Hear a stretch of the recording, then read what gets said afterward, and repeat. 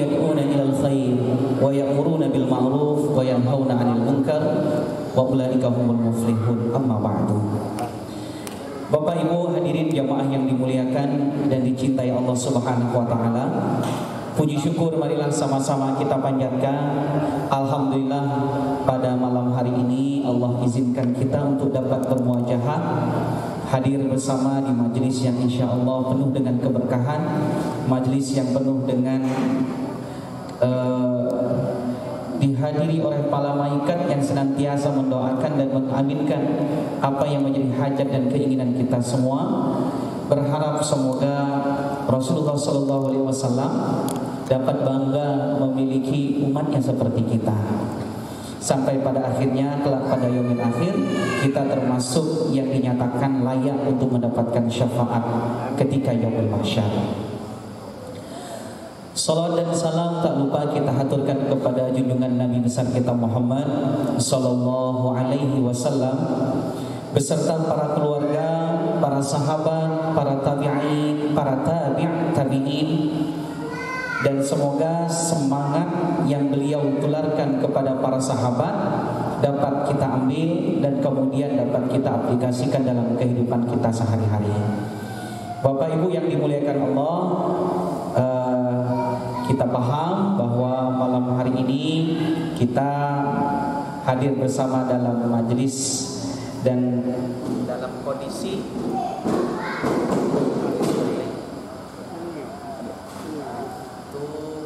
coba tes dulu tadi suara yang ini yang sekedar didengar.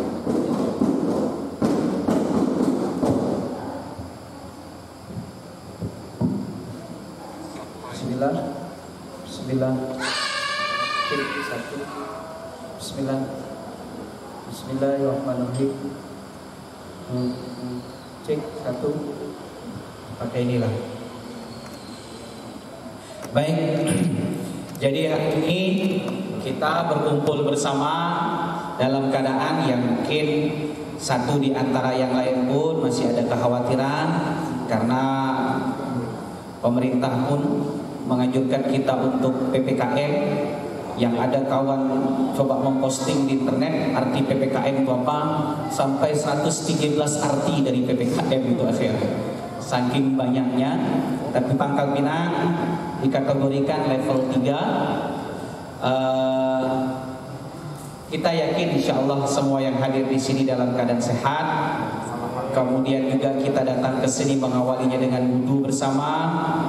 Dan kemudian kita juga berdoa semoga Allah segera selesaikanlah semua permasalahan kita selama ini, secara khusus terkait dengan penularan, penyebaran virus COVID-19 yang sangat meresahkan masyarakat kita dan menguras semuanya, baik pikiran, tenaga, harta, bahkan iman pun terkuras. Dan kita harap semoga iman beda terkuras, karena hari ini rasa takut kepada COVID terkadang mengikiskan keimanan.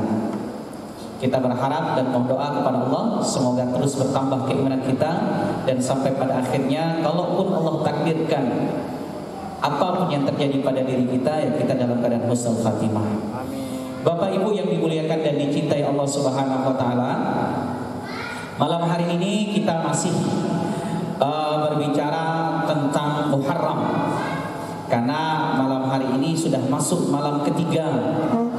Kemarin kita sempat berulo-ulo juga kan, kok baca tanggal mirahnya bergeser misalkan kan. Ya, tapi ini hanya ulo-ulo kawan-kawan saja. Karena sebenarnya ini terkait dengan keyakinan, ideologi, keyakinan seseorang. Malah satu Muharram kemarin, ngapa nanti geser hari ini, sudahlah tak apalah. Daripada kita ribut terus, hanya ke depan masukku Idul Fitri berubah budak tanggal 1 Syawal dirubah jadi 3 Syawal. Nah, yang mungkin ribut kita karena mungkin kita sembahyang tanggal 3 Syawal kan. Bapak-bapak yang dimuliakan dan dicintai Allah, mengawali pertemuan kita pada malam hari ini, saya ingin ingatkan bahwa Muharram itu adalah satu di antara bulan suci, bulan hurum. Jadi dalam Islam ada 4 bulan suci. Izin sama-sama kita mengulang. Bulan apa baik? Muharram, benar. 4 bulan suci nih. Zulqa'dah, Zulhijjah, satu lagi bulan, bukan bulan Ramadan, bulan Rajab. Maka di 4 bulan ini pasti banyak ibadah puasa-puasa yang lengkap di sini. Kayak bulan Rajab misalkan, banyak sekali hadis-hadis yang sering keluar di bulan Rajab itu terkait dengan fadilahnya. Kalau para ulama banyak yang berselisih, mohon maaf, para ulama banyak yang berselisih tentang isi hadisnya. Ada yang ngomong dhaif, ada yang ngomong kuat, tapi yang mereka sepakati bahwa di bulan hurum atau bulan suci memang dianjurkan untuk banyak berpuasa. Termasuk sekarang kita berada di bulan Muharram. Bulan Muharram itu adalah bulan yang dianjurkan untuk banyak berpuasa. Bahkan dianjurkan dari tanggal 1 itu membaca lanjut sampai tanggal 10. Dan para ulama juga menyampaikan bahwa puasa di bulan Muharram ini adalah ibadah mutlak. Kalau mutlaknya sekuyuk hari api baik di bulan Muharram dibebas. Ada yang disebut dengan muqayyad, ibadah muqayyad, dan ada yang disebut dengan ibadah mutlak. Nah, bolehlah saya kasih gambaran sedikit. Nih, kalau emergency nih. Jadi ada yang disebut dengan mutlak.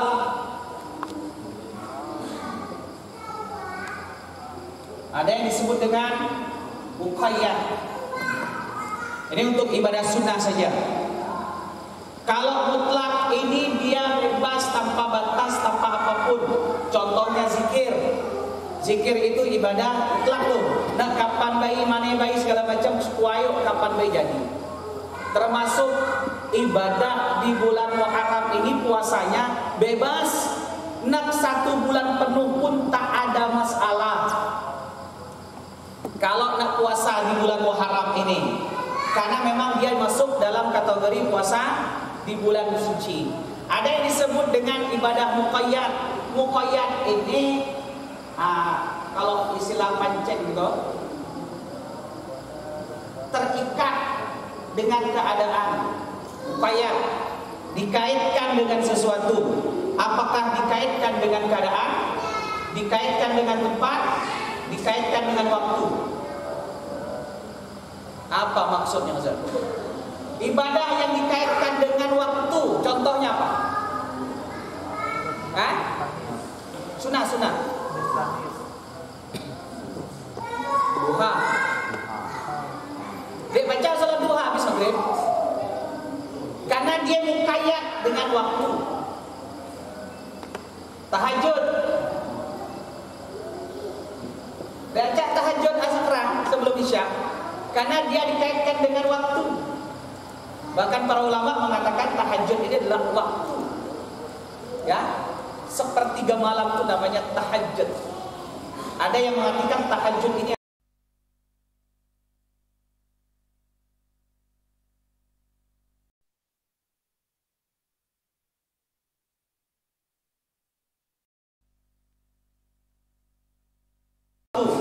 ada yang dikaitkan dengan tempat. Contohnya apa? Masjid.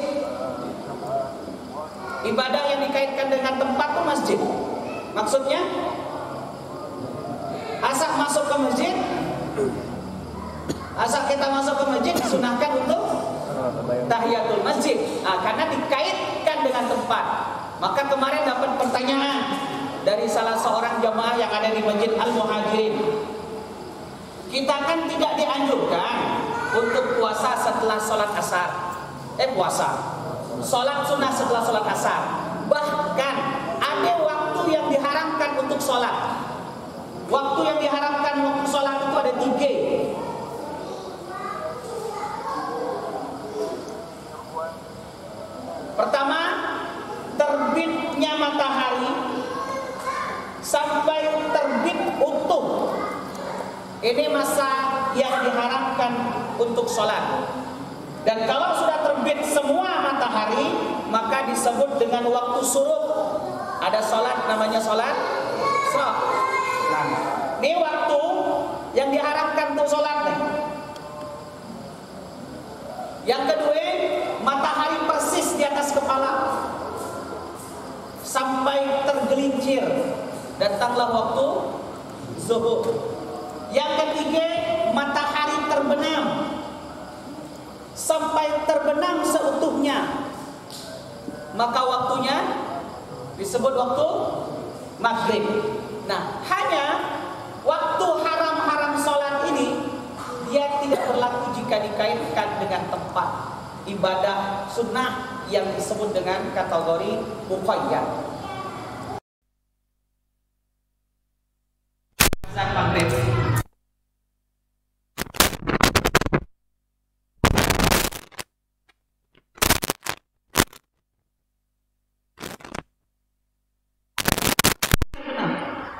Nah, ketika masa matahari terbenam, kita dilarang untuk melaksanakan sholat sunnah mutlak yang dilakukan. Tapi kalau sholat sunnah yang muqayyad, jadi contohnya habis wudhu, jadi tidak sholat sunnah. Sholat sunnahnya sholat sunnah yang dikaitkan, kan dikaitkan dengan, termasuk diantaranya ini karena kita berada di masjid, baginda Nabi tengah khutbah saja dia duduk langsung berdiri beliau khutbah, menanyakan kenapa kamu sudah duduk berdiri sholat dulu, dan kemudian padahal mohon maaf dengar khutbah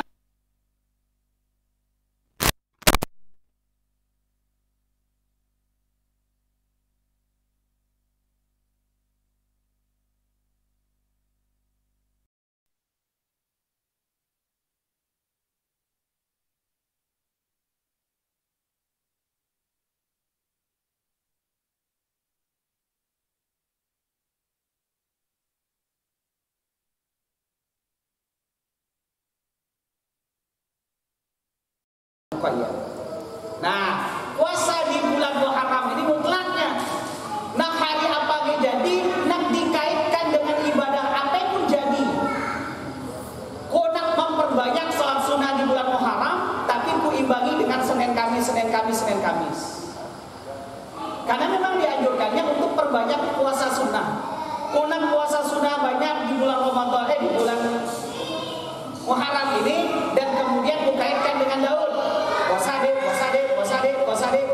Puasa deh, silakan. Atau nak kaitkan dengan Senin Kamis dan tidak mau dikaitkan dengan puasa Daud, yang penting ku nak puasa di bulan suci Muharram, silakan. Dan dia bebas. Hanya ada penekanan khusus untuk di bulan Muharram. Apa penekanan khususnya? Ketika Rasulullah SAW melakukan perjalanan hijrah dan kemudian beliau sampailah di Madinah, dan sesampainya beliau di Madinah itu, beliau melihat semua orang Yahudi yang ada di Madinah dalam keadaan berpuasa.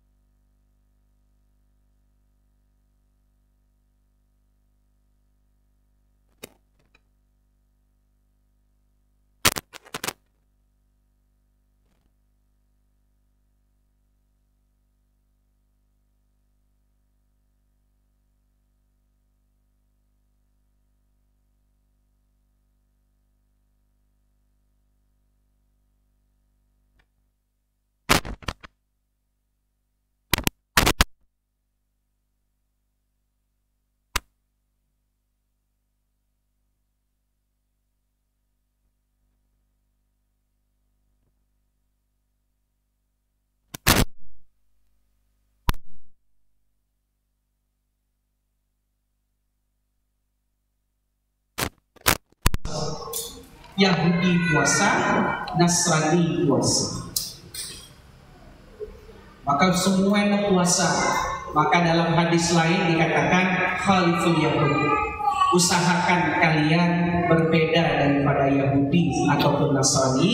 Nanti ketika bulan Muharram, jika kalian berpuasa, jangan biarkan hanya berdiri tanggal 10 saja, imbangi dengan satu hari sebelumnya. Maka kita dianjurkan berpuasa tanggal 9 dan tanggal 10. Kalau para ulama yang lain berkata, kalau seandainya tanggal 9 tak bisa, maka berpuasalah pada tanggal 10 dan dilanjutkan pada tanggal 11. Nah, izin sekarang tanggal berapa? Kita tanggalnya ikut yang benar-benar ya. Jangan yang ikut tanggal libur hari ini. Coba cek tanggal berapa kita puasa, hitung tanggal 9 10. Untuk mengingatkan, biar di kalender handphone masing-masing langsung dikasih alarm biar baca bersahur malam harinya. Dika ada dia. Kalau nanti disampaikan ke Dika untuk bikin flyer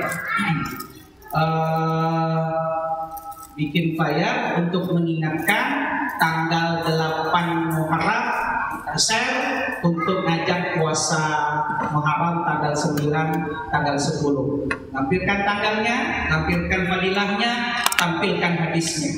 Ya. Jadi sekarang tanggal 3.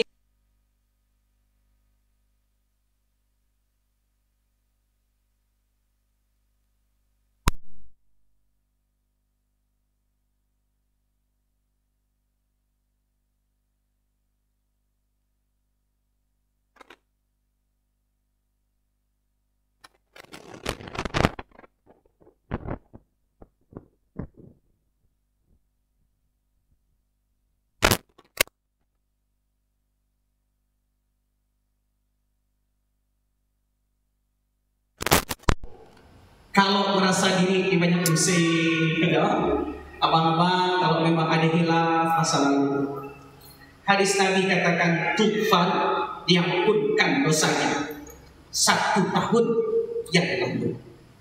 Jadi dosa-dosa kita pada tahun 1442 Hijriah akan dihapuskan semua dosanya, insya Allah jika kita berpuasa di tanggal 10 Muharram nanti. Kenapa saya mengawali ini? Untuk mengingatkan, karena pekan depan tanggal 9 belum hari Rabu.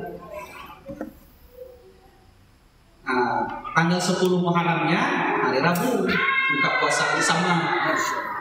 Ustaz Andi nanti pekan depan kelihatannya cari Ustaz untuk ngisi materi sini.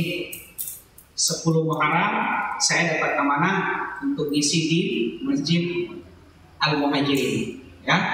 Jadi pekan depan boleh Ustaz Firdaus, boleh Ustaz Indra Yasin, boleh jika mereka tidak ada halangan untuk mengisi. Kalau mereka ada halangan untuk mengisi, fotokopi kadang, fotokopi berisi. Baik. Jadi Zin, sekarang kita masih berada di bulan Muharram. Maka yang ingin melanjutkan puasa per hari ini lanjut terus tidak apa-apa. Nah, para ulama juga akhirnya banyak yang berselisih paham mereka tentang bulan apa yang memiliki keutamaan.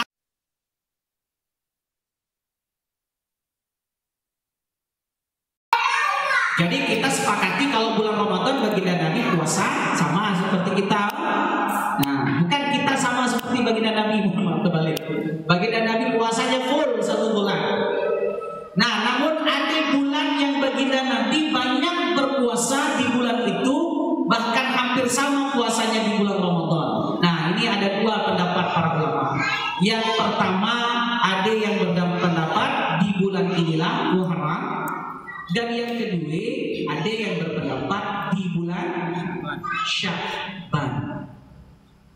Kalau dari hadis yang diriwayatkan oleh Aisyah radhiyallahu anha, bahkan Rasulullah itu ada 3 kali momen beliau sampai berpuasa Sya'ban itu full 1 bulan.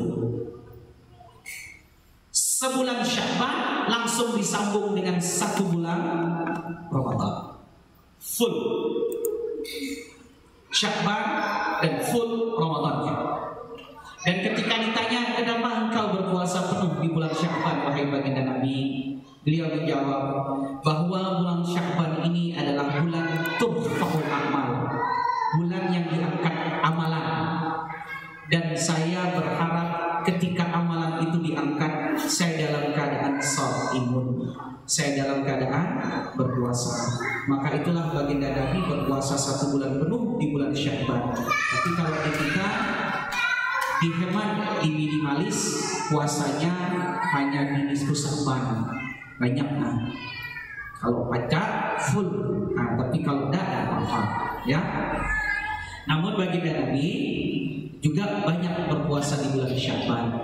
Maka alhamdulillah kalau abang-abang sudah ada yang mulai berpuasa full dari awal bulan dan lanjut sampai tanggal 10. Kalaupun lanjut terus nanti silakan, tak apa-apa.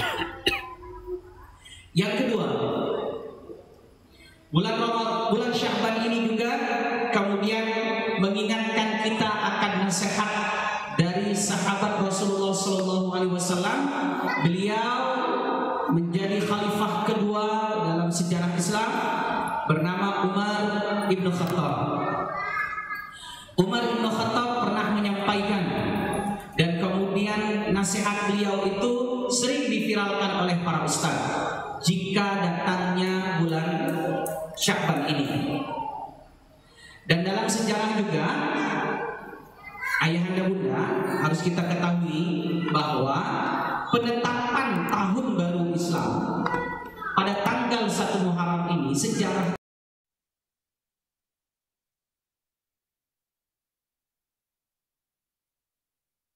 pada masa Rasulullah SAW, mereka tidak menjadikan hijrah ini sebagai tanggal tahunan, ya, tidak dijadikan sebagai penetapan tanggal seperti kita sekarang. Mereka menjadikan tanggal itu yang ditetapkan dengan bi'sah.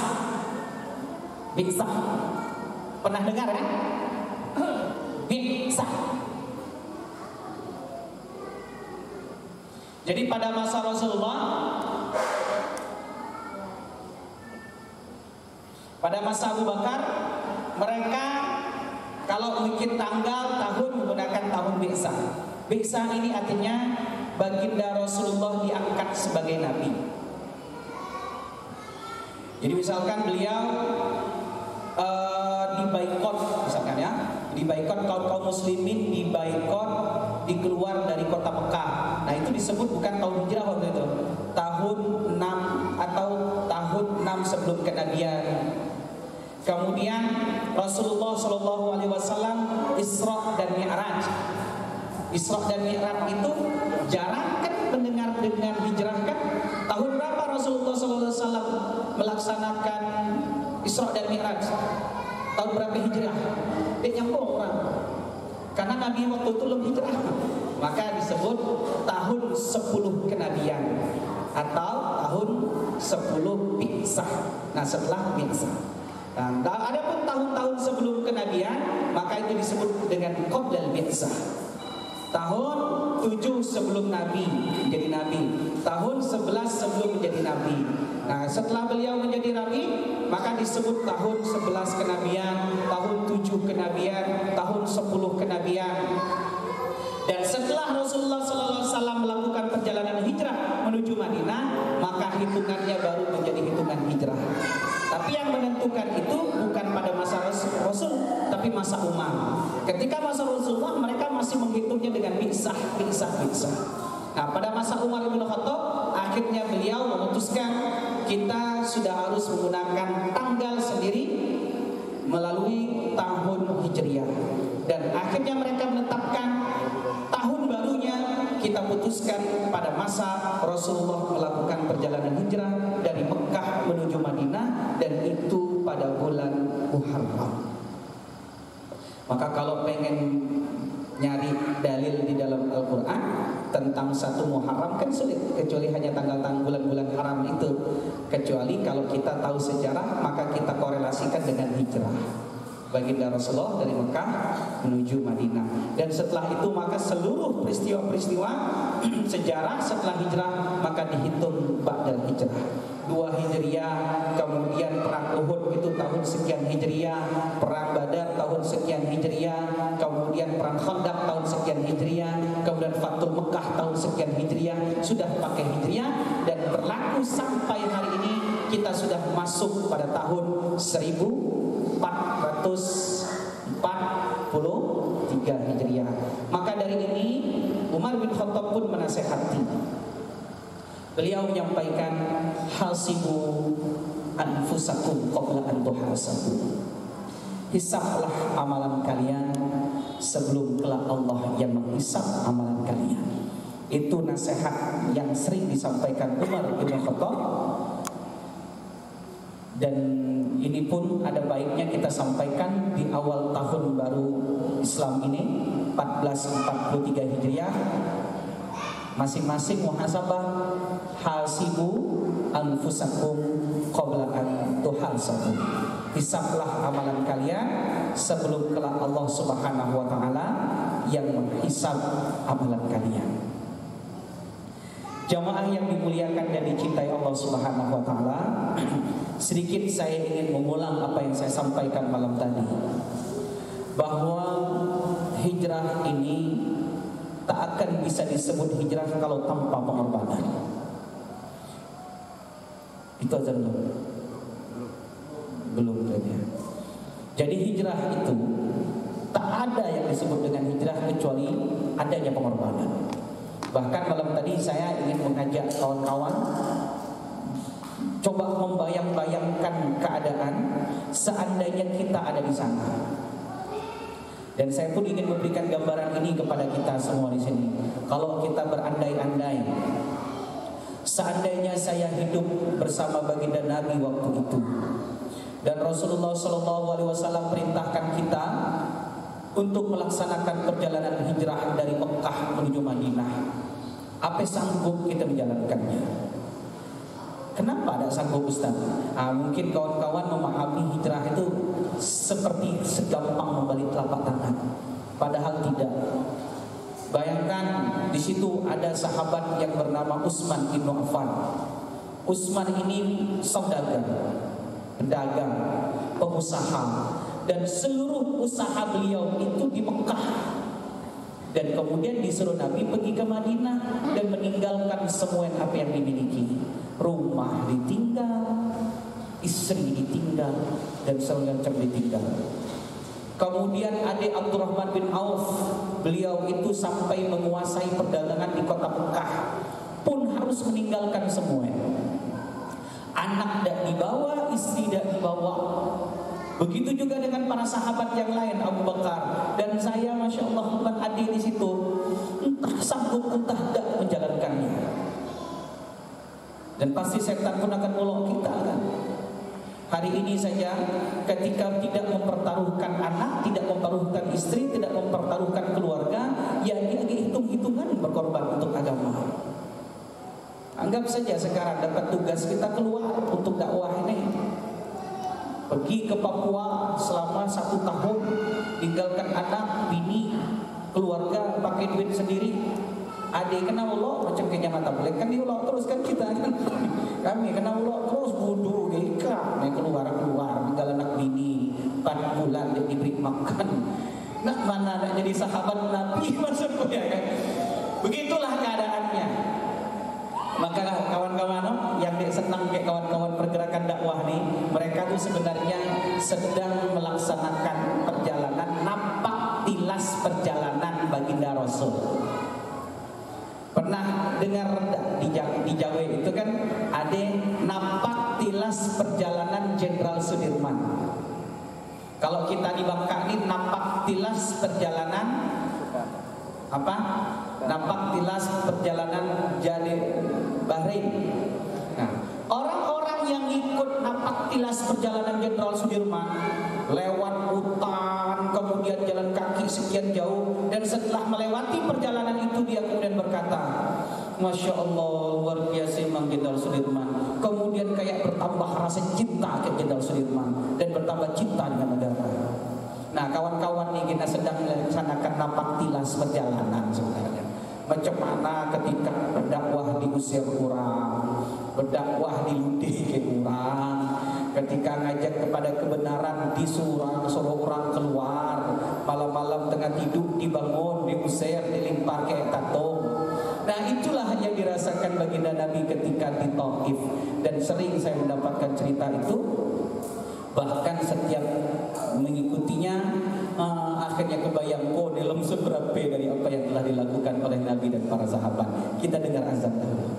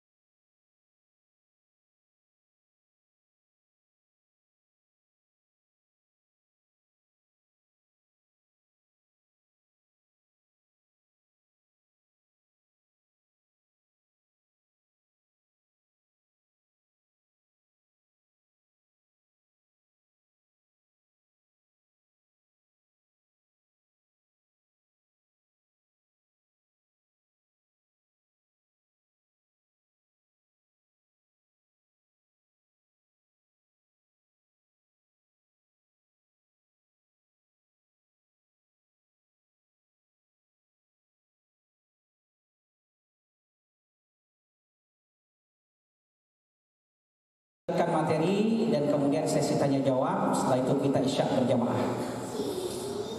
Hadir jamaah yang dimuliakan dan dicintai Allah, selanjutnya saya ingin menyampaikan tentang macam-macam hijrah. Baginda Nabi memang pernah sampaikan, tidak ada hijrah setelah Fathul Mekah itu terbebasnya Mekah daripada penjajahan kafir Quraisy, tepatnya pada tahun 8 Hijriah. Nah, setelah tahun 8 Hijriah ini baginda Nabi katakan tidak ada lagi istilah hijrah setelah 8 Hijriah ini. Maksud daripada hijrah itu artinya setelah itu dipastikan oleh baginda Nabi Mekah tidak akan ada lagi kacusnya ditaklukkan oleh kaum kafir Quraisy. Nah, itu penjelasannya. Yang kedua, yang ingin dijelaskan oleh baginda Rasulullah SAW, setelah itu tidak ada lagi istilah hijrah, tapi yang ada istilah setelah itu adalah jihad. Setelah Fathul Mekah, bahkan mohon maaf kita pun hari ini mungkin dari kepada keburukan menuju kebaikan bisa jadi dikategorikan bagian daripada jihad. Karena itu tidak mudah. Rasulullah juga pernah sampaikan jihad setelah pulang dari perang Badar itu kecil. Jihad yang paling sulit itu adalah melawan diri sendiri. Walaupun para ulama juga ada yang menjelaskan tentang hijrah boleh dipakai dan terus juga masih menjadi kajian. Nah, ada macam-macam hijrah di dalam Islam. Yang pertama ada yang disebut dengan hijratul makan, hijrah tempat. Izin yang baru ikut pertama ya, kita nanti insya Allah sholatnya setelah kajian selesai kurang lebih di jam 8 nanti kita sholatnya, kurang lebih sekitar setengah jam lagi. Dan setelah sholat nanti insya Allah ada sedikit hidangan yang bisa kita makan bersama. Dan insya Allah sebelum jam 8:30 kita sudah bubar. Hijratul makan, ayat takul insan bil makan tuksuru fihil ma'asi wa yaktiru fihil fusuq wa rubama yakunu bil badal kufri ila badal la yujadu fihi zalika. Pindahnya seseorang dari satu tempat yang banyak maksiat di sana menuju tempat yang tak banyak maksiat. Sebagai contoh, pindahnya seseorang dari negara kafir menuju negara yang hidup Islam di sana. Nah, ini bagian daripada hijrah contohnya. Termasuk mohon maaf, tempat bukan sekedar hanya dikategorikan negara, tapi kampung pun bisa termasuk dalam kategori ini. Sampai Rasulullah itu pernah ingatkan, al-jar qoblad dar, cari tetangga yang baik lo baru bikin rumah. Jangan terbalik, bikin rumah lo baru mikir tetangga. Hanya sekarang memang sulit, harga tanah mahal, tawaran subsidi murah. Subsidi itu hanya 600.000 per bulan, ada yang 800.000 per bulan. Terkadang tergiur kita dengan angka, akhirnya anak kita menjadi korban. Harga yang mahal-mahal itu bukan harga tanah, yang mahal itu bukan harga rumah, yang mahal itu adalah harga lingkungan. Saya tak perlu sebutkan beberapa tempat yang ada di Bangka, sampai orang berani nyebutnya di Pangkal Pinang ini ada wilayah zona merah, bukan faktor COVID, bukan zona merah. Ika yang penting nak bikin rumah jangan di siang. Nah, saya kan termasuk sering disampaikan karena dulu sering berinteraksi dengan kawan-kawan dari kepolisian yang pernah bertugas di polsek-polsek. Mereka bilang, "Ustaz, ban bikin rumah jangan di sini, jangan di sini, jangan di sini. Kasihan ke anak." Dan ternyata betul. Nauzubillah min zalik, bukan pengen bongkar aib. Ya, kali ini kan memang disuruh untuk banyak bersilaturahim ke rumah orang, main-main ke rumah orang. Ada waktu itu saya main ke beberapa rumah, dan waktu itu rumahnya itu memang sangat padat penduduk. Duduklah saya di situ di depan halaman depan rumahnya. Baru kurang lebih 2 menit saya duduk di sana. Cang kan jalan setapak di depan bukan. Ibu-ibu aja pakai anduk keluar dari rumah beli sabun di tetangga depan toko depannya. Allah kataku, "Dik sanggup pun kau tinggal di sini." Dan ternyata ini adalah pemandangan yang biasa di kampung itu. Ibu-ibu hanya pakai anduk, lah beli anduk sabun kan, lah masuk lagi ke dalam rumah. Kemudian mengisi-isi ragunan itu menjadi cerita yang biasa bagi mereka. Anak-anak kecil itu lama, nah tidak perlu nyebut kata-kata yang disebut anak kecil kemah, nyumpah cerapah emak bekas saya. Nah, ini mohon maaf maaf, kalau kau tinggal di sana, apa yang terjadi kepada kurcaci saya? Anak-anak kecil nih. Dari kecil dia lah dengar kata-kata seperti itu. Nauzubillah min dzalik. Maka benar adanya tetangga itu lebih diutamakan daripada rumah itu sendiri. Maka kalau memang kita ada pacak memberikan warna, jangan takut untuk hijrah dari tempat itu. Nah, termasuk diantaranya para ulama juga memberikan definisi seperti ini. Fala yajuzu lil insani an yusafira ila baladil kufri illa bi syartis salasa. Seseorang kalau pengen pergi ke kampung atau negeri kufur, negeri yang tidak hidup suasana Islam di sana, tidak dibolehkan kecuali dengan beberapa syarat. Contoh, anak kita dapat beasiswa belajar di salah satu negeri, tapi kita paham di sana Islam tak hidup, pakai jilbab pun tak boleh. Kemudian di sana itu agama itu tidak menjadi sesuatu yang diprioritaskan, apalagi lingkungan sekolah yang kita ketahui di sana universitasnya hidupnya sangat bebas. Kalau seandainya pengen ke tempat situ, tidak dibenarkan kecuali syarat-syaratnya terpenuhi. Pertama, ayyakuna indahu ilm yadfa'u bihi syubhat, li'anna al-kifaru yuradduna 'ala al-muslimina syubhan fi dinihim wa fi rasulihim wa fi kitabihim wa fi akhlaqihim. Diwajibkan seseorang yang pengen pergi atau pindah ke tanah kufar.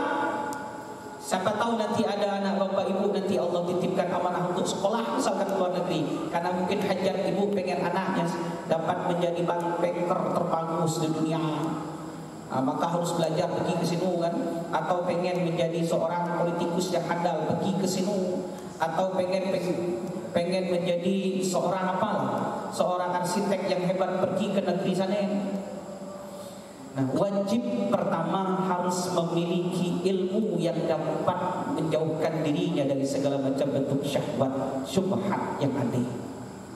Karena apa? Karena disepakati bahwa kufar, orang-orang kafir, mereka itu akan melakukan segala apapun terhadap kaum muslimin agar mengaburkan pemahaman agama mereka, mengaburkan pemahaman tentang nabi mereka, tentang kitab mereka dan akhlak-akhlaknya.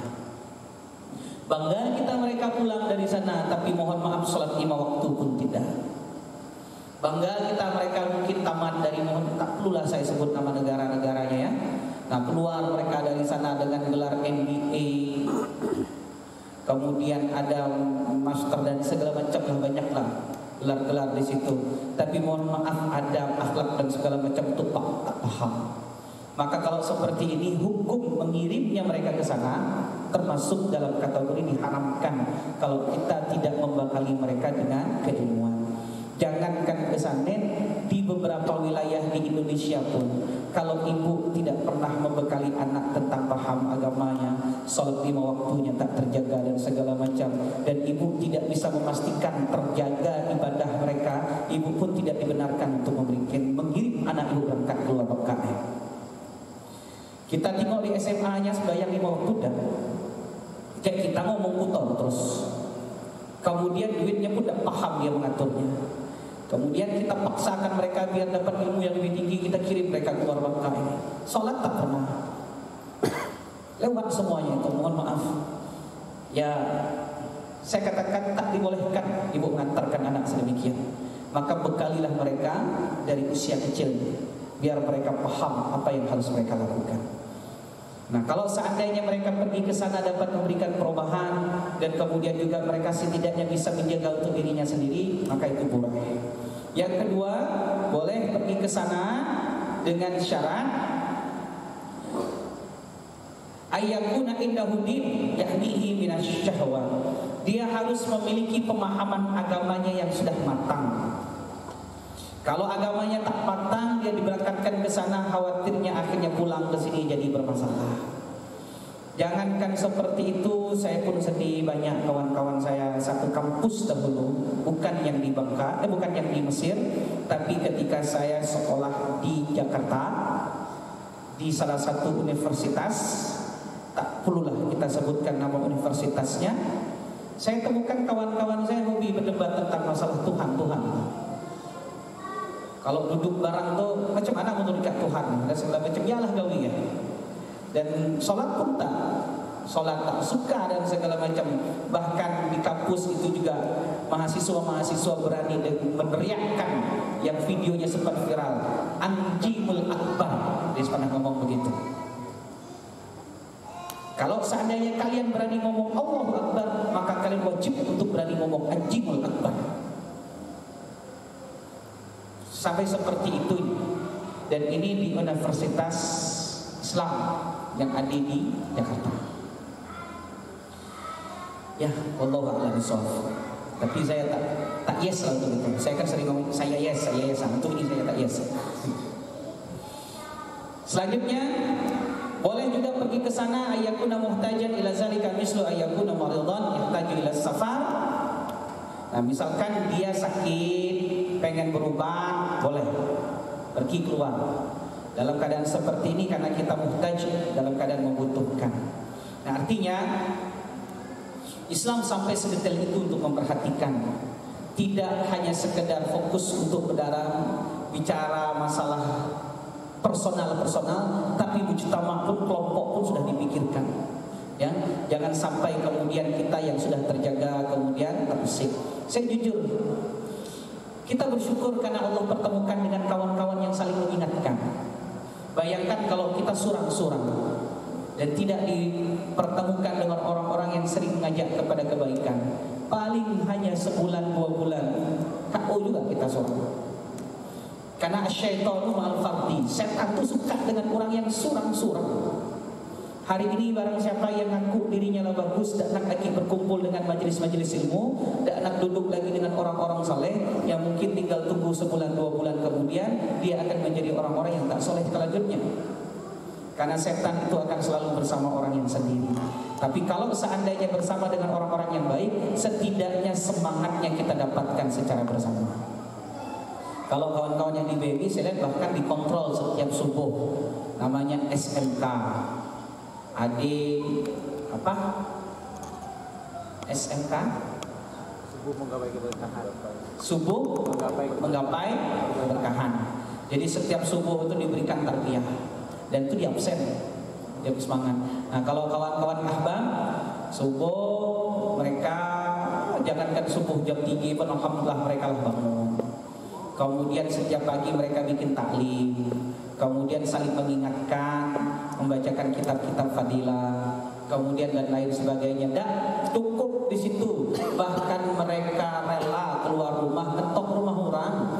Assalamualaikum Pak, sehat? Oh, Bapak tak ada, Ibu bayi hanya ada ya. Oh, walaupun ada Bapak mendek kaki di bawah. Oh, Bapak ada tapi kaki ada di bawah tabir. Sampai seperti itu mereka terus mengajak dalam kebaikan. Nah, semoga kita pun siap ambil bagian itu, karena Nabi tidak melewatkan hari kecuali bertemu dengan orang untuk menyampaikan kebaikan. Rasulullah itu tidak melewatkan hari kecuali bertemu orang untuk menyampaikan kebaikan, dan itu dilakukan beliau setiap paginya. Baik, jamaah yang dimuliakan dan dicintai Allah Subhanahu wa taala, terakhir saya ingin menyampaikan satu hadis dari baginda Rasulullah sallallahu alaihi wasallam.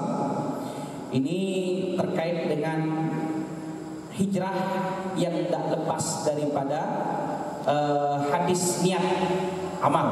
Karena hijrah itu kalau mengikut kepada hadis, dia diambil dari hadis Umar bin Khattab ya. Rasulullah sallallahu alaihi wasallam bersabda, "Innamal a'mal binniyat wa innamal likulli imri'in ma nawa. Faman kanat hijratuhu ila Allah wa rasulih, fa hijratuhu ila Allah wa rasulih. Wa man kanat hijratuhu lidunya yusibuha aw imra'atin yunkihuha, fa hijratuhu ila ma hajara ilaihi, muttafaqun alaihi." Sesungguhnya setiap amalan seseorang tergantung dengan niatnya. Maka setiap amal akan mendapatkan nilai dari niat yang ia tanamkan. Maka barang siapa yang berhijrah karena Allah dan Rasulnya, maka hijrahnya pun akan tercatat karena Allah dan Rasulnya. Barang siapa yang hijrah karena dunia, ia akan dapatkan. Atau sengaja hanya ingin menikahkan perempuan, ia akan dapatkan. dan ia akan mendapatkan sesuai apa yang ia niatkan dalam hijrah itu. Dan ini kalau boleh kita kaitkan dengan kita hari ini. Kalau malam tadi saya di musola menyampaikan banyak hijrah hari ini terjadi diawali dari tren. Semoga kita tidak termasuk bagian daripada hijrah karena tren. Ya. Dulu artis banyak yang tak berjilbab, prak mendadak berjilbab semua. 2 bulan kemudian lepas. Karena tren. Karena waktu itu acara semuanya berubah menjadi acara religi. Semua acara jadi acara religi. Karena yang gak dibawa-bawa religi waktu itu gak laku. Maka semua jadi berubah religi. Dan sampai film-film pun yang awalnya film-film lucu jadi berubah menjadi film religi. Sampai akhirnya banyak kita temukan film-film itu akhirnya mereka berimprovisasi dengan judul. Majalah-majalah pun akhirnya muncul. Ada majalah Hidayah, namanya majalah Hidayah, tapi isi istri mati kejepit pintu, orang dikubur gara bau nanah gara-gara. Nah, saking religi itu waktu itu luar biasa trennya, ya. Kemudian semuanya termasuk dalam muamalah berubah menjadi syariah. Semuanya konvensional menjadi syariah. Asuransi berubah menjadi syariah. Perbankan semua menjadi syariah. Bahkan yang harusnya syariah menjadi syariah dipaksa jadi syariah. Pemotongan sapi, tempat pemotongan sapi, saking nak memastikannya syariah dibikin pemotongan sapi syariah. Padahal ialah bismillah menghadap kiblat syar'i itu maksud saya. Saking ingin menyampaikan bahwa kami ini bagian daripada syariah. Sakingnya lagi, aku pakai saking-sakingan. Panggilan kita pun semua berubah. Kata bahasa kita pun dan tutur kata pun kita berubah. Yang dulu kita minta maaf pernah disalah. Sekarang afwan, saya banyak salah. Afwan. Wari pun sekarang manggil kawan-kawannya dengan panggilan akhi semua.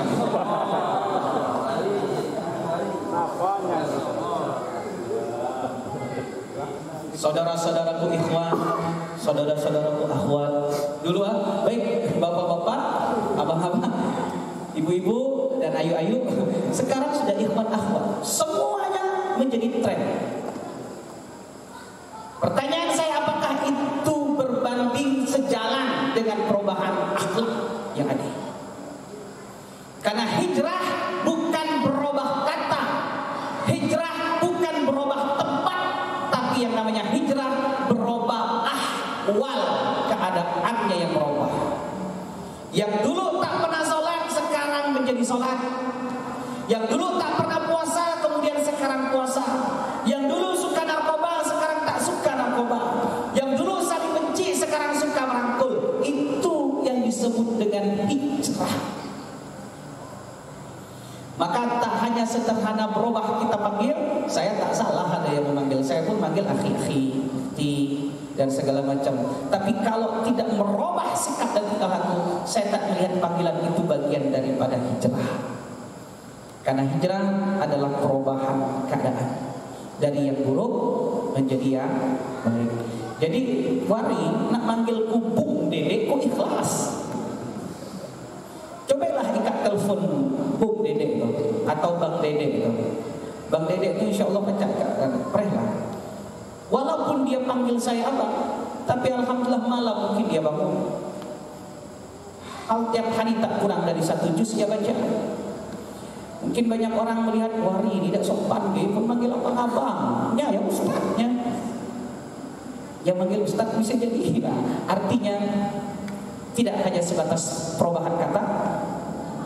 Saya malahan lebih suka akhirnya kawan-kawan yang banyak-banyak berkumpul itu memanggil sesama mereka dengan panggilan brud. Brud. Lo di mana brud? Brud itu dari bro. Ini ada dia memanggil akhi. Dia malah lo panggil brud. Ini mungkin hijrah ke barat-baratan. Kalau nak manggil bro takut dibilang orang-orang timur, orang barat kan jadinya brud. jadinya pengen menunjukkan barat tapi tidak melepaskan kultur budaya Indonesianya, brut. Nah, mereka berpanggil brut-brut, tapi alhamdulillah secara bertahap saya melihat tren baik pada diri mereka banyak, ya. Jadi di situ hadis ini sebagai motivasi untuk kita semua bahwa Allah akan melihat niat kita. Barang siapa yang betul-betul nak hijrah, pasti ada pengorbanan, dan di balik pengorbanan itu tergantung dengan kuat atau tidaknya niat masing-masing. Baik, jemaah yang dimuliakan Allah, selanjutnya saya persilahkan jika ada yang mau kita diskusikan bersama. Masih ada waktu sekitar 15 menit sebelum jam 8 kita melaksanakan sholat isya secara berjamaah. Boleh dikaitkan dengan materi ini ataupun di luar materi ini. Saya persilahkan. Silakan. Ahli wari boleh. Bunda ada.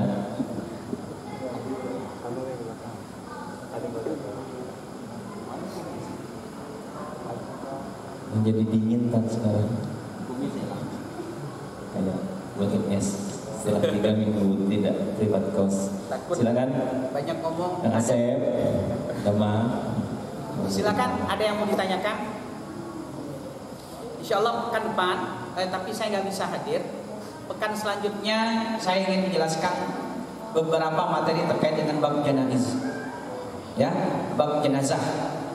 Kita awali tentang sakit penyakit, karena kan ada yang disebut dengan maradul maut, sakit yang menjelang kepada kematian.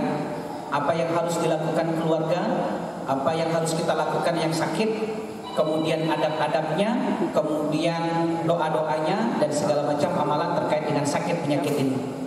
Yang kedua, jika sedang berhadapan dengan jenazah itu sendiri, apa yang harus kita lakukan, dan ini dan segala macam. Yang ketiga, kemudian kita masuk kepada tajhizul mayyit, proses mengurusi segala urusan tentang jenazah ini, memandikan, mengafankan, menyolatkan, menguburkan. Insya Allah ini semua dalam bentuk praktek. Itu saya lihat ada patung-patung di sana. Kalaupun tidak mau pakai patung-patung di situ, kan ada alat-alat pun di sana. Kalaupun tidak, ya kita siapkan satu orang yang siap menjadi korban. Nah, jadi jangan sampai nanti keluarga kita yang meninggal malahan sibuk kita nyuruh orang untuk menyelesaikannya. Harusnya kita keluarga intilah yang menyelesaikannya. Tujuannya apa? Biar ada perkara aib dalam jenazah itu tidak sampai terdengar oleh orang lain. Kalau memang adik anak inti yang 3 orang, sudah pengurus masjid kita minta terima kasih, Pak, biar kami anak-anak menyelesaikannya. Pengurus masjid nanti menyelesaikannya di urusan di masjid-masjid saja, ya. Biar kita keluarga inti saja. Bayangkan misalkan mohon maaf, ya kita tidak tahu kan jenazah dalam keadaan seperti apa. Kalau memang adik buruk di kaki, ya kalau adik ulat-ulat keluar pas dimandi ada ulat, atau mungkin ada yang mata yang terbelalak ketika meninggal, ada yang lidah yang dapat tertutup. Laknya mandi kayak gini ya baru pertama kan, dek jangan pada orang abang mandi jenazah dari mata ini ulat banyak bisa macam ini, jangan pada orang. Au lah bang, lak bini ketuko, ki jangan pada orang. Laki pengunjung jenazah, maknanya malah laki awas jangan pada orang. Ki dia percaya kok, belaklah datang ke arisan, jangan pada orang. Ujung-ujung yang terakhir cerita ke bini ya, ki jangan pada orang. Ada orang mandi jenazah waktu itu, laki kulah mandi. Mohon maaf. Dan itu terdengar oleh keluarga mayit, terbongkar semua aib, ya. Dan terkadang memang Allah ada tampakkan hal-hal yang tidak enak. Bahkan mohon maaf, ada terkadang jenazah yang baru pagi meninggal, siang dimandikan, baunya luar biasa. Pagi dimandikan, siang disolat. Di pagi meninggal, siang disolatkan, baunya luar biasa. Kalau orang lain bisa jadi ini akan menjadi aib yang luar biasa. Ya, saya harap nanti insya Allah 3 kali berturut, 4 kali lah, 3-4 kali kita bahas tentang bab jenazah ini. Nanti kita beli kain kafannya, kita praktek, Bisa jadi nanti kita bikin kelompok, dan untuk mengafankan dan memandikan jenazah kita khususkan dalam satu malam. Teorinya kita selesaikan di 3 pertemuan atau di 2 pertemuan, dan kemudian kita menyelesaikan perkara jenazah untuk prakteknya di pertemuan yang khusus. Nanti kawan-kawan kita bagi kelompok-kelompoknya. Yang ibu-ibu kita bagi masing-masing menjadi 4-5 kelompok, dan bapak-bapak kita bagikan 5 kelompok. Kalau nak murah pakai boneka, kalau nak mahal tak apa-apa, kita cari modal yang kita beli kain kafan sendiri. Dan per 5 orang sikap jadikan jenazah. Per 5 orang sikap jadikan jenazah untuk latihan memandikan dan mengafankan jenazah. Siapa tahu nanti ibu nak mandikan suaminya seorang, boleh. Bapak nak mandikan istrinya seorang, enggak nyuruh orang lain biar gue mandikan biniku. Jadi silakan, tidak apa-apa. Tapi malah atuk-atuk angkat kiriman, siapa tahu kita mati pas atuk-atuk. Baik, intinya itu informasi ya untuk kawan-kawan. Insyaallah kita akan membahas tentang bab janaiz dari apa yang nanti insyaallah saya sampaikan. Ada yang mau ditanyakan? Alhamdulillah Kang Asep.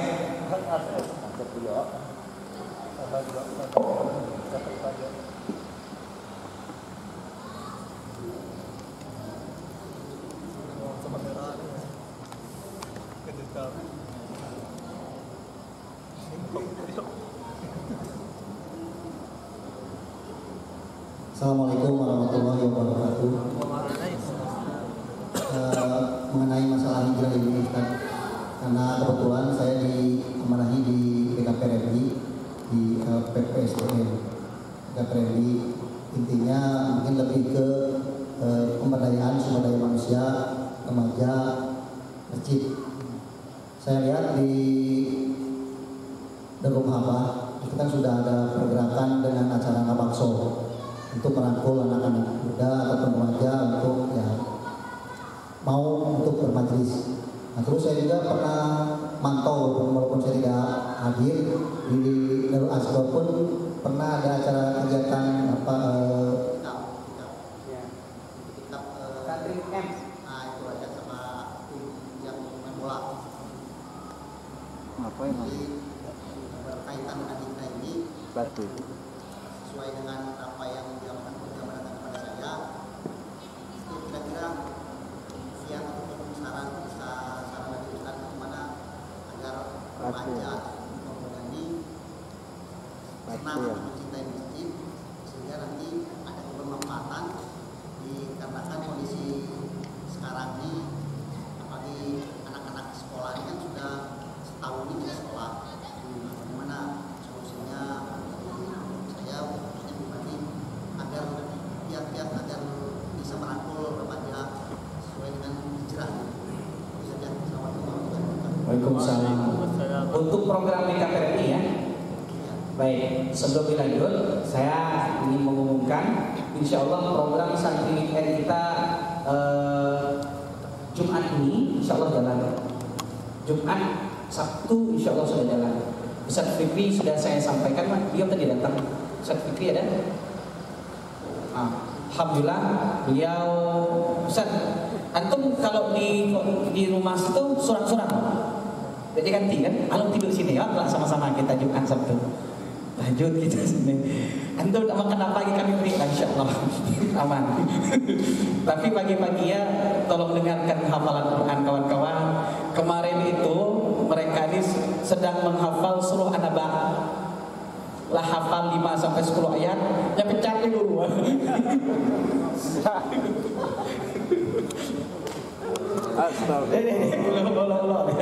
Intinya Ustaz,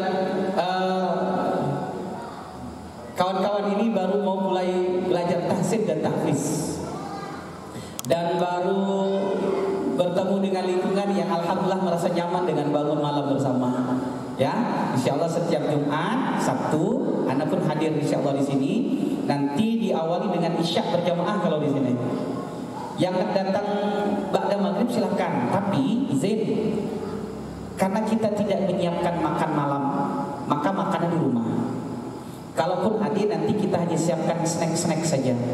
Kalau bawa dari rumah itu bagus, tidak nyaruh orang. Jadi insya Allah kita datang ke sini dalam keadaan perut sudah kenyang.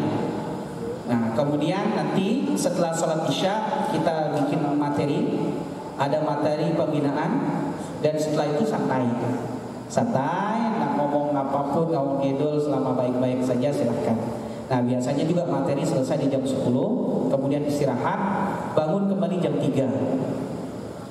Jam 3 bangun, kemudian tahajud, dan setelah tahajud, yang abang-abang kalaupun memang tak mau tidurnya di sini, silahkan datang waktu tahajudnya pun tak apa-apa. Kalau seandainya memang agak ribet, tahajudnya pengen di rumah pun tak apa-apa. Subuh saya datang ke sini. Karena setelah subuh insya Allah ada materi lagi. Tapi setelah subuh ini materinya rolling. Kawan-kawan yang ikut tahajud itulah siap di rolling yang isi ceramah. Jadi artinya bukan ustadz-ustadznya, tapi semuanya nanti akan belajar jadi para mubaligh. Nah, setelah itu baru pelajaran tahsin dan tahfiz sampai kurang lebih jam 7. Setelah jam 7 bersih-bersih, karena jam 9 di sini pun ada acara lanjut, yaitu program tahsin untuk wali murid. Dan juga Umian kita menawarkan abang-abang, ikhwan dan akhwat Ustaz, kami menawarkan insya Allah per Sabtu ini kita sudah belum Sabtu depan ya? Oh iya, Sabtu ini kami bagi rapot TPQ. Jadi per Sabtu depan insya Allah di sini sudah diadakan kegiatan program tahsin setiap pekannya. Nanti untuk yang ikhwan, yang handal nanti ada Ustadz Fikri, Ustadz Dede Purnama, yang handal untuk yang laki-laki, ya. Adapun untuk yang akhwat, insya Allah nanti ada Ustazah Atik Hafizah, ada Ustazah Fitri, ada Ustazah Shelly, Ustazah Shelly, kemudian Ustazah yang lain. Ada kurang lebih sekitar 9 ustazah yang siap handle. Nah, nanti per kelompok nanti ada 2 ustazah. Kami buka untuk umum. Kalau seandainya nanti akhwatnya banyak, nanti kita biarkanlah akhwat semua di sini.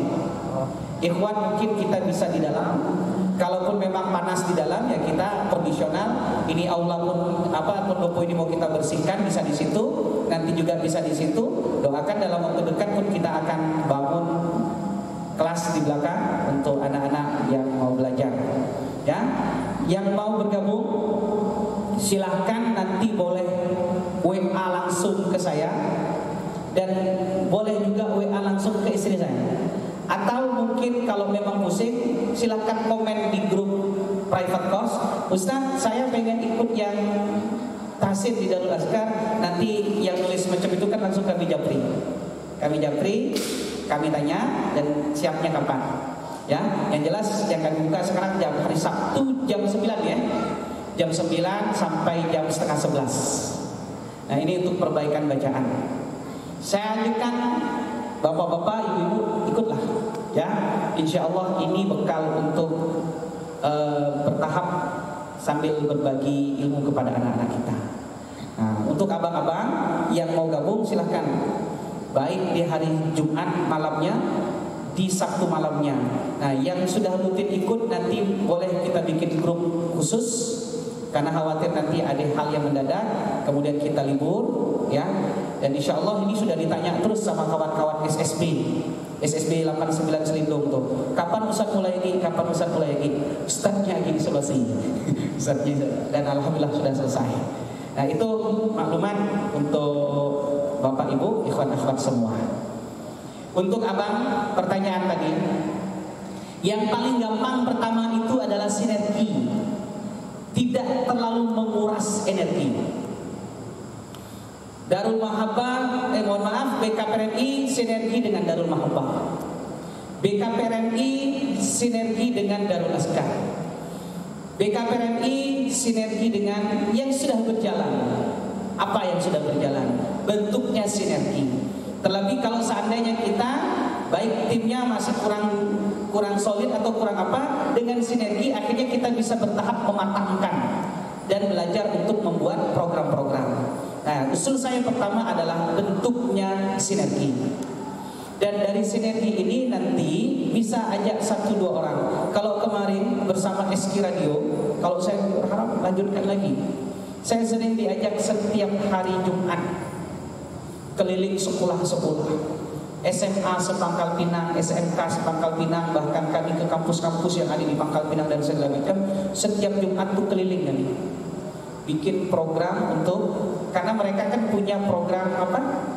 Rohani setiap Jumat itu. Ada kegiatan rohani. Kalau seandainya BKPRNI pengen sinergi, saya siap ambil bagian itu. Kalau seandainya saya tidak tabrakan jadwal dan segala macam, insya Allah nanti kita bisa bantu merekomendasikan beberapa nama ustadz untuk ambil bagian di situ.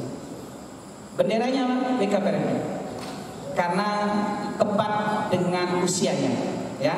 Dan kami hadir bagian daripada sinergisitas saja. Karena di mana ada peluang amal baik, di mana ada peluang amal soleh, dan di situ mengajak kepada kebaikan, insya Allah tak ada keraguan, siap ambil bagian di sana. Nah, ini tawaran, ya, silakan. Ini bagian daripada contoh saja. Bikin satu program nyata dulu, dan dari program nyata yang satu, insya Allah nanti akan berkembang dengan program-program selanjutnya.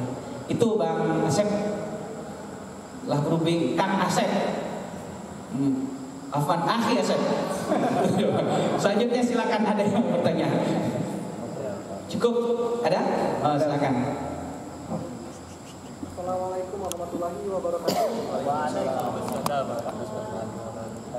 Ya, perkenalkan, nama saya Agung Sukriansa, salah satu mahasiswa yang kampus hijau yang berbasis Islam di Bakam itu satu-satunya. Gini Ustaz, mohon maaf sebelumnya. Jadi polemik saya dalam berorganisasi di kampus tersebut, banyaknya saya mengalami hal ini. Yang pertama, kembali ke perempuan, garis besar itu di perempuan. Banyak saya menyampaikan sebuah nasihat atau pemberitahuan peneguran terhadap mereka, malahan ada dengar roh video.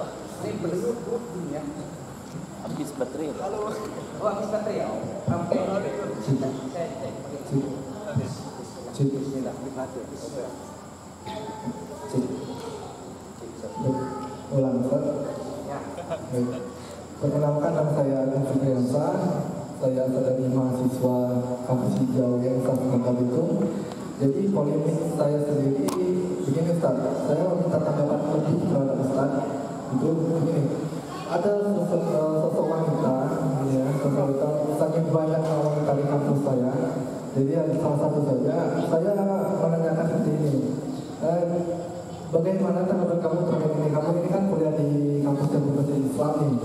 Nah, pada dasarnya orang tersebut menggunakan hijab, orang sebelumnya menggunakan hijab itu hanya sebagai persyaratan untuk melanjutkan studinya di kampus tersebut. Karena di kampus itu tidak diperbolehkan mahasiswa itu tidak menggunakan hijab. Itu salah satunya, karena itu di hukumnya itu wajib gitu kan.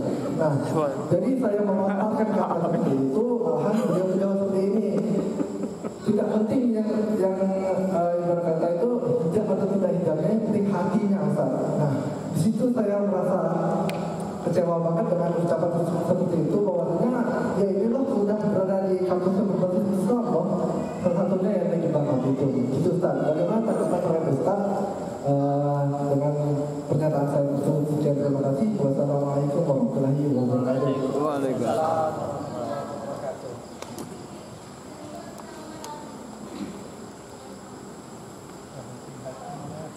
Baik, jadi pertanyaan abang ini sebenarnya bagian daripada sesuatu yang ditangisi baginda Nabi ketika wafat paman beliau. Wafatnya paman beliau bernama Abu Talib dan belum berikrar syahadat. Akhirnya Rasulullah SAW menangis-nangis, berdoa-doa, minta-minta kepada Allah, ya Allah, masukkan dia ke dalam surga, ya Allah, masukkanlah dia dalam surga dan segala macam. Tapi akhirnya apa teguran Allah? Innaka la tahdi man ahbabta, walakin Allah yahdi man yasha. Kau tak akan bisa memberikan hidayah kepada siapapun yang kau hendaki. Karena Allah lah yang memberikan hidayah kepada siapapun yang dikehendaki.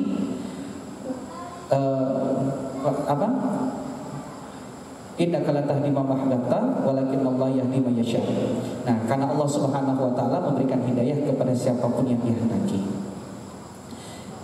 Apa kaitannya dengan peristiwa itu dengan abang yang bertanya sekarang? Pertama, di sini kita pahami bahwa hidayah itu mahal sekali. Hidayah itu mahal sekali. Dan kita ini tidak pacak memberikan hidayah kepada orang. Hanya kita pacak menjadi asbab hidayah saja. Asbab hidayah ini melalui wasilah. Kampus sebenarnya sudah berupaya untuk menyarikan wasilah asbab itu. Tak boleh masuk kampus kecuali pakai jilbab. Ini kan berupaya untuk bisa menjadi asbab. Kemudian ada yang bertanya, kenapa di sini wajib pakai jilbab untuk sekolahnya? Kemudian kampus pun memberikan beberapa ayat dan hadis Nabi terkait dengan kewajiban kaum muslimin untuk menggunakannya. Nah, kewajiban kaum muslimin untuk menggunakannya. Semua ini adalah bagian daripada asbab. Tapi kenyataannya hidayah, lagi-lagi hidayah Allah Subhanahu wa taala yang tentukan. Maka pertama, jangan berhenti berdoa. Semoga terus Allah Subhanahu wa taala pada akhirnya berikan hidayah kepada hati-hati deh kayaknya. Sebabnya sampai kesel kan. Ulah-ulah deh. Tapi serius. Yang jelas doa. Ya, jangan sampai hentikan doa. Karena kita tak tahu dari lisan siapa doa ini didengar. Dan sering juga saya sampaikan kepada kawan-kawan dan abang-abang, kita duduk hari ini di sini. Bisa jadi sudah 1 juta lebih doa orang kepada kita, baru Allah beri hidayah itu. Coba ceritalah masa-masa lalu kita masing-masing. Jangan kurang, saya nggak mungkin secara pribadi. Masing-masing kita, ustadku dulu, ustadku dulu, macam ni ustad, di nasihat kurang seagi-agi, dek takku, siapa yang nasihat itu benci kok. Tiap hari macam itu, bahkan kami nasihati pun marah. Tapi setiap dimarahinnya tetap berdoa, setiap nyakrucenya tetap dinasihatin, sampai akhirnya kekuatan doa kita, akhirnya Allah Subhanahu wa taala dengar. Nah, maksud saya begini, kita harus fair, harus adil. Kita dapat hidayah ini kan melalui proses yang panjang. Bisa jadi hidayah yang kita dapatkan hari ini adalah buah dari kesabaran orang menasihati kita. Hidayah yang kita dapatkan hari ini bisa jadi buah daripada keikhlasan dan kesabaran orang mendoakan kita. Bisa jadilah 1 juta kali yang berdoa, setiap kita meruncingnya, yang meruncing balik, misalkan setiap kita nasihatnya, yang meruncing balik, tapi kita tidak marah, kita bawa namanya dalam doa. Nah, maksud saya, lemparkanlah itu juga kepada saudara kita tadi. Bisa jadi Allah juga nak nyuruh kita yang sabar. Sabar dalam berusaha, sabar dalam berdoa, sehingga hidayah itu datang. Ini yang pertama. Yang kedua, Ustaz, macam mana menurut Ustaz yang penting hijab itu hatinya saja? Kalau hijab itu hanya hatinya saja, lah pastilah Abu Thalib itu masuk surga. Karena ada di dalam Islam ini syarat itu tidak hanya sebatas hati, tapi syarat itu dikaitkan dengan amal. Hijab wajib ditutup, tak cukup hanya hati saja yang ditutup. Karena yang dibutuhkan waktu itu adalah amalannya. Sama halnya syahadat tak cukup hanya dalam hati. Abu Thalib itu sangat meyakini Rasulullah itu adalah Nabi, tapi tak cukup syarat itu karena harus diucapkan. Banyak orang yang ngomong seperti ini. Kau ni Ustaz, walaupun tak pakai jilbab, tapi setidaknya hatiku bersih. Nya pakai jilbab Ustaz, tapi nya gawe macam yang setidaknya di mata Allah Subhanahu wa taala dirinya lebih menunjukkan sikap, menunjukkan sikap untuk taat syariat daripada diri. Dan saya disebut, saya tidak melihat orang yang pakai jilbab itu adalah, misal ada orang yang ngomong, Ustaznya yang pakai jilbab, Ustaz, tapi macam-macam nih. Saya tidak melihat baik atau buruknya seseorang dari jilbab. Tapi setidaknya orang yang sudah pakai jilbab sudah menunjukkan tekadnya untuk menjadi orang baik. Sama halnya seperti kita sholat yang mampu menghentikan seseorang daripada keji dan mungkar. Tapi kenyataannya banyak orang sholat, tapi akhirnya juga tidak berhenti dari perbuatan keji dan mungkar. Kalaupun dia belum mampu menghentikan perbuatan keji dan mungkar dan dia dalam keadaan sholat, setidaknya dia telah menunjukkan tekadnya untuk menjadi orang yang mampu menghentikan keji dan mungkar. Sama hal, kalau aku boleh ngomong sekarang, alungku yang tidak sembahyang, tapi aku benar, daripadanya sembahyang tapi jadi benar, ialah kurang lebih. Kiki tunggulah lagi, mulut kini pasaklah di neraka intinya sampaikan dengan baik, yang pasti didoakan. Saya tidak yes dengan pernyataannya. Saya tidak yes dengan pernyataannya karena hati betul hijab, tapi syariat menuntutnya untuk menutup aurat. Saya kira cukup. Ayahanda bunda, lanjutkanlah dengan menjalankan syariat ini. Kalaupun memang ada orang yang ngomong percuma ikat pakai jilbab, buktinya banyak orang yang pakai jilbab juga dan bikin dan menunjukkan akhlak yang baik. Sampaikan, saya pakai jilbab karena saya ingin menunjukkan saya adalah sebagai hamba Allah yang baik. Kalaupun memang ada suatu hari khilaf salah yang saya perbuat, yaitu adalah karena saya manusia, tapi setidaknya syariat Allah telah saya jalankan. Kepada Allah saya mohon ampun, kepada ayahanda bunda saya mohon maaf. Pekan depan insya Allah tetap jalan private course-nya, tapi insya Allah akan diisi oleh Ustaz. Konfirmasi Ustaz Firdaus dulu. Siapa tahu saya bisa barter, tapi jangan tawarkan barter dulu. Karena beliau kalau sekarang nyuruhku ngisi di private course, materi sensitif, kulub nang isi materi itu. Di kopi dakwah. Jalan lama nyuruhku ngisi di kopi dakwah, materinya yang tengah hangat sekarang nih, yang ngisi di private di kopi dakwah. Nah, maksudku ya, selesaikanlah materi yang tengah hangat sekarang dikupas ke beliau. Nah, paslah materi-materi yang lain baru ngisi gitu misalnya. Itu saja. Terima kasih. Mohon maaf kalau ada yang salah. Semoga tahun 1443 Hijriah kita dapat menjadi hamba Allah yang lebih baik, menjadi hamba Allah yang diberikan kesempatan dan diberikan kekuatan untuk istiqomah dalam bertobat. Allah kumpulkan kita dengan orang-orang yang saleh. Semoga kita dapat menjadi suami dan menjadi ayah yang dapat menjadi imam yang terbaik di dalam rumah kita, dalam keluarga kita. Kemudian kita doakan untuk orang tua kita, semoga Allah jaga mereka, Allah angkat semua penyakitnya, Allah lapangkan rezekinya, dan jika memang ada di antara mereka yang sudah tiada, kita doakan semoga orang tua kita yang telah Allah panggil, semoga Allah lapangkan kuburnya, Allah terima amal solehnya, Allah kumpulkan dengan para nabi, para siddiqin, para syuhada dan para salihin. Wa hasuna ulaika rafiqa. Dan kita berdoa, ya Allah, izinkan kami untuk dapat bertemu dengan Baitullah Al-Muharram. Kami ingin tawaf di Ka'bah, kami ingin sa'i di Safa dan Marwah, dan kami pun ingin berziarah, ya Allah, ke makam Nabi Muhammad SAW. Assalamualaikum warahmatullahi wabarakatuh.